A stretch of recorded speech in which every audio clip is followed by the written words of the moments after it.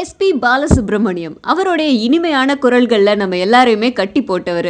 அவருடைய குரல் மட்டும் ரொம்ப இனிமையானது கிடையாது, அவருடைய நடிப்பும் கூட அதே மாதிரி தான். நிறைய திரைப்படங்களில் நடிச்சிருக்காரு. அவருடைய நடிப்பு ரொம்ப நாளைக்கு முன்னாடி நம்ம பார்த்துருக்கோம், பட் திரும்பவும் பெரிய ஸ்க்ரீனில் பார்க்க போகிறோம். அவருடைய மகன் எஸ்பி சரண் ஒரு திரைப்படத்தை தயாரிக்கிறாரு. மதுமிதா அப்படிங்கிறவங்க அந்த திரைப்படத்தை இயக்குறாங்க. அந்த திரைப்படத்தோட பேர் 3 வார்த்தை. ஸோ இந்த திரைப்படத்தோடைய எக்ஸ்பீரியன்ஸ் எப்படி இருக்குது அப்படின்னு எஸ்பிபி கிட்ட கேட்கும்போது அவர் சொன்னார், இந்த திரைப்படத்தில் நடித்த அனுபவம் ரொம்ப சுவாரஸ்யமாக இருந்துச்சு. லக்ஷ்மி, மூத்த நடிகை லக்ஷ்மியும் இவரும் ஒரு முக்கியமான கதாபாத்திரத்தில் இந்த படத்தில் நடிக்கிறாங்க. இன்னும் நிறைய நட்சத்திரங்கள் இந்த படத்தில் நடிக்குது. அண்ட் அறிமுக நாயகன் அர்ஜுன் அப்படிங்கிறவர் இந்த படத்தில் நடிக்கிறாரு.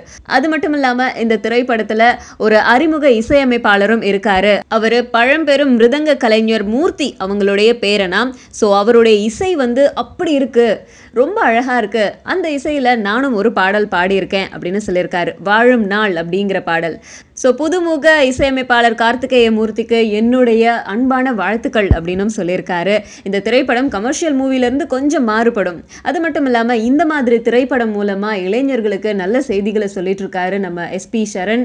அண்ட் அது மட்டும் இல்லாமல் இளைஞர்களுடைய கனவெல்லாம் நினைவாக்கிட்டு இருக்காரு. இதெல்லாம் நினைக்கும் போது எஸ்பி சரணை என்னுடைய மகன் அப்படின்னு சொல்றதுக்கு ரொம்ப பெருமையா இருக்கு அப்படின்னு சொல்லி அழகா முடிச்சிருக்காரு நம்ம எஸ்பிபி.